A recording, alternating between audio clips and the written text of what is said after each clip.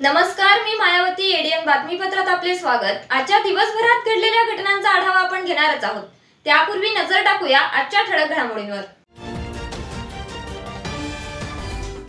मराठा योद्धा मनोज जरांगे पाटलांचे राजकारण हर्षवर्धन जाधवांना कळलेच नाही. जरांगेंनी सपोर्ट न केल्याचे पडले जाधव यांना कोडे. केला समाजासमोर प्रश्न उपस्थित. नैसर्गिक आपत्ती किंवा पुरामुळे जीवित व वित्तीय हानी होणार नाही याबाबतची दक्षता घ्यावी. विभागीय आयुक्त मधुकर राजे अर्दळ यांचे मान्सूनपूर्व आढावा बैठकीत निर्देश. आता सविस्तर बातम्या. मराठा योद्धा मनोज जरांगे पाटील यांनी लोकसभेत पाठिंबा जाहीर न करण्यामागचे कारण काय, असा प्रश्न माजी आमदार हर्षवर्धन जाधव यांनी उपस्थित केलाय. मराठा समाजासाठी आहुती देणाऱ्याची आहुती होणार असेल तर पुढे कोणी मराठा आमदार कोणी खासदार समाजासाठी आहुती देईल का, असं कोडं मला पडलंय, असंही ते म्हणाले. लोकसभेच्या निवडणुकीच्या रिझल्टची आपण सगळेजण वाट बघतोय. उत्कंठा शिगेला पोहोचलेली आहे. काय व्हायचंय ते होणार आहे. पण एक कोडं मात्र मला बिलकुल सुटलं नाही आणि ते म्हणजे जरांगे पाटलांचं. जरांगे पाटील सातत्याने म्हणत गेले की ज्यांनी ज्यांनी आरक्षणाला विरोध केला त्यांना असं पाडा की 5 जन्म उभं राहण्याचं त्यांनी स्वप्नही पाहू नये. मात्र तेच दुसरीकडे ज्यांनी आरक्षणासाठी राजीनामा दिला अशा हर्षवर्धन जाधवांना सपोर्ट करा असा शब्दही जरांगे पाटलांनी तोंडात काढला नाही. का काढला नाही हे कोडं मला खरंच सुटत नाही. जे जरांगे पाटील करतायत, मी त्यांना सगळ्यांना आवाहन करतो की मीही अंतरावली सराटीला जाऊन आलो होतो आणि त्यांच्या शेवटच्या मीटिंगला मीही तिथं उपस्थित होतो. किंबहुना मी एकटाच मराठा तिथं उपस्थित होतो जो राजकीय क्षेत्रामध्ये आहे. अशा परिस्थितीत यांनी सपोर्ट का नाही केला, का शब्द नाही काढला तोंडातनं, हे प्रश्नाचं उत्तर जसं मला येत नाही, तुम्हाला तरी येतंय का? आणि अशा पद्धतीने जर मराठा समाजाच्या आरक्षणासाठी आहुती देणाऱ्यांची आहुती होणार असेल तर मग अशा परिस्थितीमध्ये इथून पुढे खरंच कोणी आमदार कोणी खासदार हा अशा पद्धतीने आहुती देईल का, हा प्रश्न आहे. त्यामुळे हे कोडं मला कधीच सुटलं नाही आणि मला नाही वाटत की कधी सुटेल.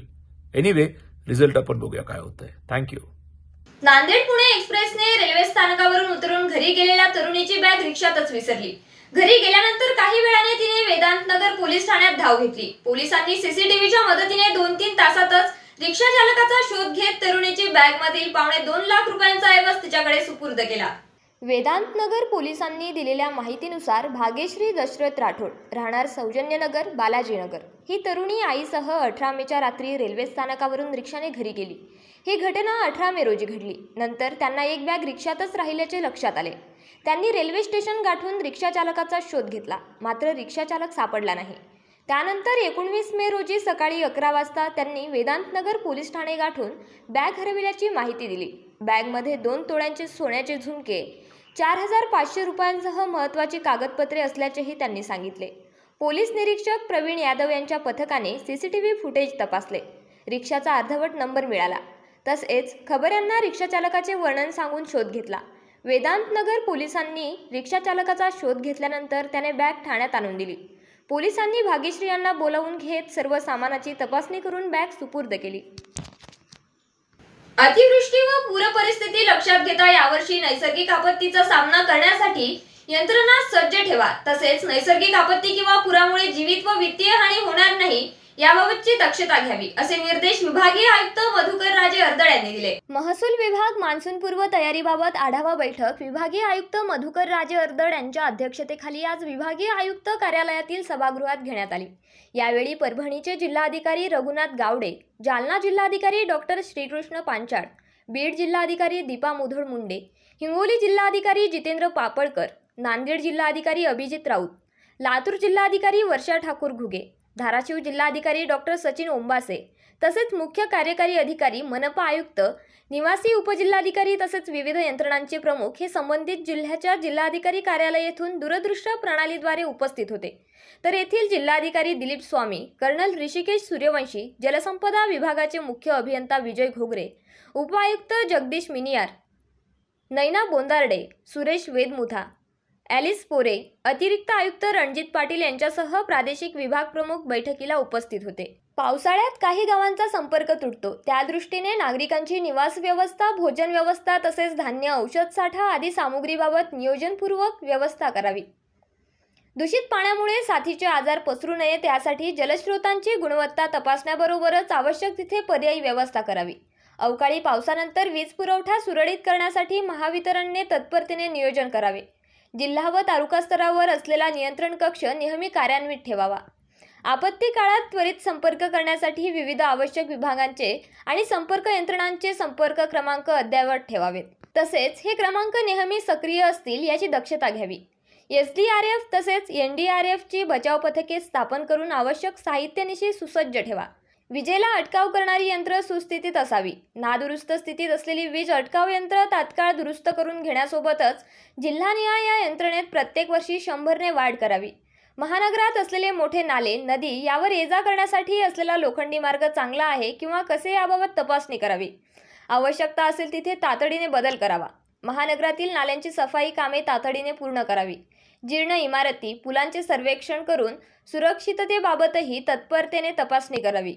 महानगरातील ज्या भागात पावसाळ्यात आपत्कालीन परिस्थिती उद्भवते त्यासाठी तेथील नागरिकांचे स्थलांतर कुठे करावे याबाबत पूर्वतयारी करावी, अशा सूचनाही विभागीय आयुक्त अर्दड यांनी दिल्या.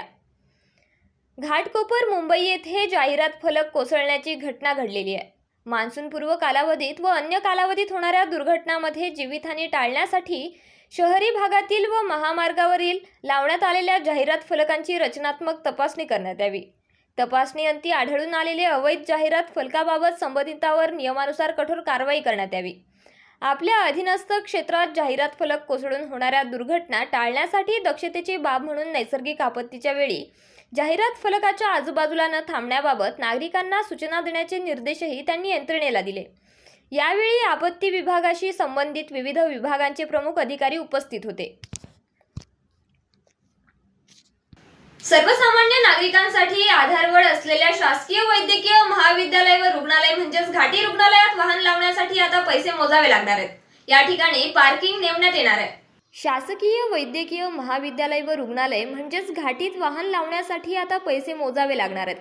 घाटी रुग्णालयात आता पार्किंगचे कंत्राट देण्यात येत आहेत. या पार्किंगची निविदा प्रक्रिया ही पूर्ण झाली आहे. येथे दुचाकीसाठी 5 रुपये तर 4 चाकीसाठी 10 पार्किंग शुल्क लागणार आहे. लोकसभा निवडणुकीची आचारसंहिता संपल्यानंतर घाटीत सशुल्क पार्किंग सुरू होणार आहे. विशेष म्हणजे पार्किंगमधून दुचाकी चोरीला गेली तर त्यासाठी पार्किंग चालकाला जबाबदार धरण्यात येणार आहे. घाटीतील मैदानात वाहनतळ होणार आहे. यासाठी या मैदानाचे सपाटीकरण करण्यात आले आहे. या ठिकाणी लवकरच पेव्हर ब्लॉक टाकण्यात येणार आहेत. पार्किंगसाठी निविदा प्रक्रिया राबवण्यात आली. यासाठी 5 जणांनी निविदा भरली. यातील सर्वाधिक दर देणाऱ्याला मंजुरी देण्यात येईल असे घाटी प्रशासनाने सांगितले. त्यामुळे सर्वसामान्य नागरिकांच्या आशेचा किरण असलेल्या शासकीय वैद्यकीय महाविद्यालय व रुग्णालय म्हणजेच घाटीत वाहन लावण्यासाठी आता पैसे मोजावे लागणार आहेत. अजूनही काही बातम्यांचा आढावा आपल्याला घ्यायचा आहे, मात्र वेळ झाली आहे छोट्याशा ब्रेकची. कुठेही जाऊ नका, पाहत रहा ADM. संभाजीनगरकरांसाठी खुशखबर खुशखबर खुशखबर. आता केशर, हापूस, लंगडा, गुलाबखस, इमरती, सफेद मालोदा, काला मालोदा, शक्करगोटी, अल्फान, खुदूस, मलगोबा, चीनी मलगोबा, राजापुरी, सिंधू, मुर्शिदाबादी, बदाम, खोबरा, तमचा, बत्ताशा, पायरी, हुर, दूध पेडा, दिलपसंद, निरंजन, तोतापरी, गावरान केशर, माया, केंट, टॉमी, लिली, ऑमलेट, अगरबत्ती, गावरान, दशहरी.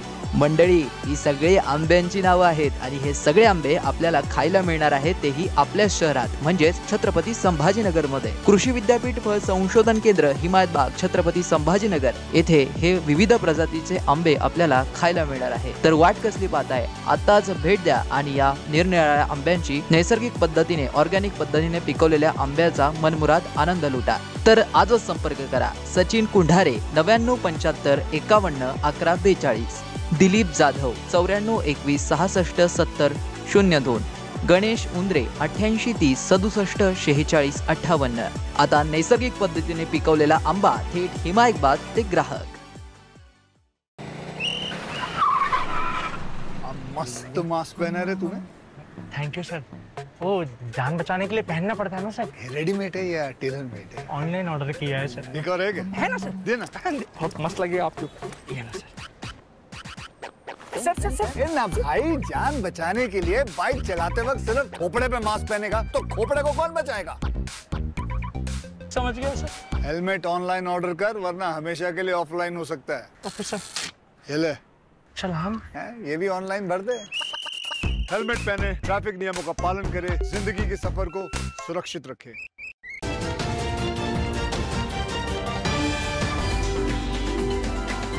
ब्रेक नंतर पुन्हा एकदा स्वागत। मोदींच्या सभेचा फायदा महाविकास आघाडीलाच होणार असे भाकीत अंबादास दानवे यांनी सोमवारी पत्रकारांशी बोलताना केले। यावेळी त्यांनी महायुतीवर टीका केली।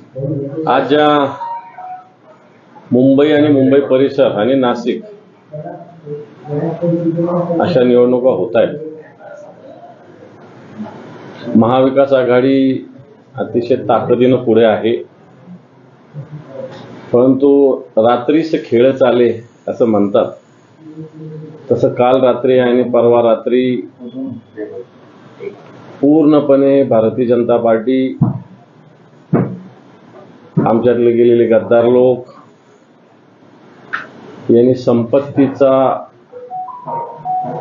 ज्याला उधामाधा म्हणता येईल, अक्षरशः ठिकठिकाणी पैशांचा पाऊस, कोट्यवधी रुपयांचा पाऊस पाडलेला आहे। मतदारांना खरेदी करण्याचा प्रयत्न झालेला आहे।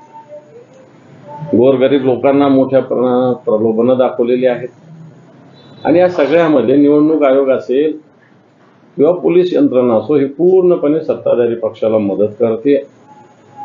पण एवढं करूनही जनमत, जनता सकाळी 7 वाजेपासून बघितलं तर 6:45 पासूनच लोक मतदानाच्या रांगेत होते। नरेंद्र मोदींचं सरकार, त्याप्रमाणे महाराष्ट्रामध्ये ज्या पद्धतीनं शिवसेना आणि राष्ट्रवादीला फोडून झालेली गद्दारी, याच्या विरुद्ध जनतेच्या मनामध्ये तीव्र रोष आहे। हा रोष निश्चित या मतदानाच्या माध्यमातून जनता व्यक्त करणार आहे। बिलकुल फरक पडेल, मोदींच्या सभेमुळे फरक पडणार आहे। याचा फायदा महाविकास आघाडीला होईल, कारण ती सभा आतापर्यंत पंतप्रधानाच्या एखाद्या राज्यात आणि त्यातल्या महाराष्ट्रात 48 जागा इथे 30 सभा पंतप्रधानाला घ्यावे लागतात। याचाच अर्थ या महाराष्ट्राने मोदींना रस्त्यावर आणलेला आहे। येणाऱ्या काळात न जाणो भारतीय जनता पार्टी मोदींच्या सभा, जिल्हा परिषद, महानगरपालिका, नगरपालिकेच्या प्रचारासाठी न लावो, अशा प्रकारची स्थिती या निवडणुकीच्या निमित्तानं निर्माण झालेली आहे। याचा फायदा, कारण ज्या अर्थी मोदी जास्त झाले त्या अर्थी भारतीय जनता पार्टी, त्यांचे मित्र जे काय आहे म्हणतात, मित्र ज्याचे गद्दार, ज्याला आम्ही गद्दार म्हणू, अशा लोकांच्या पायाखालची वाळू सरकलेली आहे। या महाराष्ट्रातील मातीचं पाणी निश्चित नरेंद्र मोदी आणि भारतीय जनता पार्टीला या महाराष्ट्रातील जनता दाखवल्याशिवाय राहणार नाही। बिलकुल भारतीय जनता पार्टीचं चंपू कपाळ इथून आवरलं जाणार आणि आमच्यातले गद्दार, आमचे जे 2 राष्ट्रवादी आणि शिवसेनेचे गद्दार आहे, यांना तर बिलकुल काही शिल्लकच राहणार नाही, अशा प्रकारची स्थिती आहे। तेच 45+ दावा करतायत किंवा ते 45 काय, ते काही सांगू शकतात। 400 पार म्हणत होते, आता का गुपचूप बसले? आता का गुपचूप बसले? 400 पार कशासाठी लागत होते? संविधान बदलण्यासाठी पाहिजे होतं। त्यांच्याच एका खासदार अनंत हेगडे यांनी केलेलं वक्तव्य आहे आणि म्हणून आता सुद्धा अशा घोषणा देत असतील, परंतु घोडा मैदान जवळ आहे। 4 तारखेला मतमोजणीतून सुस्पष्टपणे सगळ्या गोष्टी होतील। महाराष्ट्र राज्य माध्यमिक आणि उच्च माध्यमिक शिक्षण मंडळाकडून घेण्यात आलेल्या 12वीच्या परीक्षेच्या निकालाची उत्सुकता लागलेली होती। 12वीचा निकाल 21 तारखेला जाहीर होणार याबाबतची घोषणा करण्यात आली आहे। बोर्डाकडून 12वीची परीक्षा फेब्रुवारी आणि मार्च महिन्यात घेण्यात आली होती। राज्यात लाखो विद्यार्थ्यांनी 12वीची परीक्षा दिलेली आहे। 12वीच्या विद्यार्थ्यांना निकालाची उत्सुकता लागली आहे। या निकालासंदर्भात बोर्डाकडून मिळालेल्या माहितीनुसार 12वीचा निकाल 21 तारखेला जाहीर होणार याबाबतची घोषणा करण्यात आली आहे। CBSE कडून 10वी आणि 12वीचा निकाल नुकताच जाहीर करण्यात आला। या निकालानंतर महाराष्ट्र बोर्डाच्या 12वीचा निकाल कधी जाहीर होणार या संदर्भात विद्यार्थ्यांमध्ये उत्सुकता पाहायला मिळत होती। तर दुसरीकडे समाज माध्यमांवर विद्यार्थ्यांमध्ये संभ्रम पसरवणारे संदेश व्हायरल केले जात होते। अलीकडेच महाराष्ट्र बोर्डाकडून समाज माध्यमांवरच्या अफवांवर विश्वास ठेवू नये असं आवाहन विद्यार्थ्यांना करण्यात आलं होतं। आता या निकालासंदर्भात महत्त्वाची माहिती पुढे आली आहे। सूत्रांनी दिलेल्या माहितीनुसार बोर्डाकडून मिळालेल्या माहितीनुसार 12वीचा निकाल 21 तारखेला जाहीर होणार याबाबतची घोषणा करण्यात आली आहे। 12वी निकालासंदर्भात अधिक माहितीसाठी आणि प्रत्यक्ष निकाल पाहण्यासाठी बोर्डाच्या संकेतस्थळांना भेट देऊ शकता, त्यावर निकाल घोषित केला जाणार आहे। नेवापूर धरणातील गाळ काढून धरणाची दुरुस्ती करण्यात यावी अशी मागणी लिंबाजी चिंचोली येथील नवाब सेठ यांच्या वतीने करण्यात आली आहे. इथे कधी दिगाव खेडी, दायगाव, शेलगाव, जांभडी याला फायदा झालेला आहे. तर हे जे 100% टक्केवारी भरली पाहिजे तर हे 40% भरतं. तर त्या हिशोबानं हे फुल भरतं, पण याची खोलीकरण नाही. त्याच्यामुळे हे 40% 50% पाणी याच्यावर साठा होतो. तर 100% याचा साठा झाला तर हे दिगाव खेडी लोक हे जे 10-20 खेडे या अशा मारे काही नेपूर धरणावर आपला फायदा होईल. फायदा आता लोक झालेला नाही. तर तहसीलदार साहेबाला एवढी विनंती करतो की याची पहिली दुरुस्ती करा. गाळ वाहण्यासाठी कोणती बी योजना आणा. तुम्ही हर भाषणात सांगत असता की गाळ धरण खोलीकरण झालं पाहिजे, पण असं काय मला कन्नड तालुक्यात कुठे दिसत नाही का तहसीलदार साहेबांना पुढे कार्य घेतली. त्याच्यासाठी मी हात जोडून विनंती करतो का तहसीलदार साहेबांना नेपूरच्या धरणावर ध्यान देऊन याला 100% याचा फायदा हे 20 खेड्याला 30 खेड्याला झाला पाहिजे अशी मी शासनाला विनंती करतो. जवाहरनगर पोलीस ठाण्याच्या जवळच असलेल्या गुरुकृपा फरसान मार्ट येथे जिलेबी देण्यास उशीर झाल्याच्या कारणावरून वेटरला मारहाण केल्याची घटना घडली असून याच पोलीस ठाण्याच्या हद्दीतील अग्निहोत्री चौक मार्गे स्कूटीवर घरी जात असलेल्या महिलेचे मंगळसूत्र चोरट्यांनी हिसकावल्याची घटना देखील घडली आहे. जिलेबी देण्यास उशीर झाल्याच्या कारणावरून वेटरला मारहाण केल्याची घटना गारखेडा परिसरातील गुरुकृपा फरसान मार्ट येथे घडली. या प्रकरणी आरोपीवर जवाहरनगर पोलीस ठाण्यात गुन्हा दाखल करण्यात आलाय. प्रदीप पाटील व त्यांच्यासोबतचे 4 ते 5 इसम अशी आरोपींची नावे आहेत. सुनील शामराव धनेदर राहणार प्रियदर्शनी नगर यांनी फिर्याद दिली. फिर्यादीनुसार 19 मे रोजी सायंकाळी 5 वाजेच्या सुमारास फिर्यादी हॉटेलमध्ये काम करीत असताना आरोपींनी जिलेबी मागितली. जिलेबी देण्यास उशीर झाल्याच्या कारणावरून आरोपींनी फिर्यादीस मारहाण केली, तसेच झाऱ्याने मारून जखमी केले. फिर्यादीचा मोबाईलही फोडून टाकला. पुढील तपास जवाहरनगर पोलीस करीत आहेत. अग्निहोत्री चौक मार्गे स्कूटीवर घरी जात असलेल्या महिलेचे मंगळसूत्र चोरट्यांनी हिसकावले. ही घटना 19 मे रोजी सकाळी 8:45 वाजेच्या सुमारास घडली. या प्रकरणी जवाहरनगर पोलीस ठाण्यात गुन्हा दाखल करण्यात आलाय. प्रीती आशिष तांबे राहणार उद्योग विश्व अपार्टमेंट खिवनसरा पार्क उल्कानगरी यांनी फिर्याद दिली. फिर्यादीनुसार 19 मे रोजी सकाळी 8:45 वाजेच्या सुमारास त्या भाजीपाला खरेदी करून स्कूटीवर घरी जात होत्या. अग्निहोत्री चौक मार्गे घरी जात असताना पाठीमागून मोटरसायकलवर आलेल्या 2 अनोळखी इसमापैकी पाठीमागे बसलेल्या इसमाने फिर्यादीच्या गळ्यातील 1 लाख रुपये किमतीचे सोन्याचे मिनी गंठन हिसकावून भरधाव वेगात धूम ठोकली. पुढील तपास जवाहरनगर पोलीस करीत आहेत. शेवटी परत एकदा एक नजर टाकूया आजच्या ठळक घडामोडींवर. मराठा योद्धा मनोज जरांगे पाटलांचे राजकारण हर्षवर्धन जाधवांना कळलेच नाही. जरांगेंनी सपोर्ट न केल्याचे पडले जाधव यांना कोडे. केला समाजासमोर प्रश्न उपस्थित.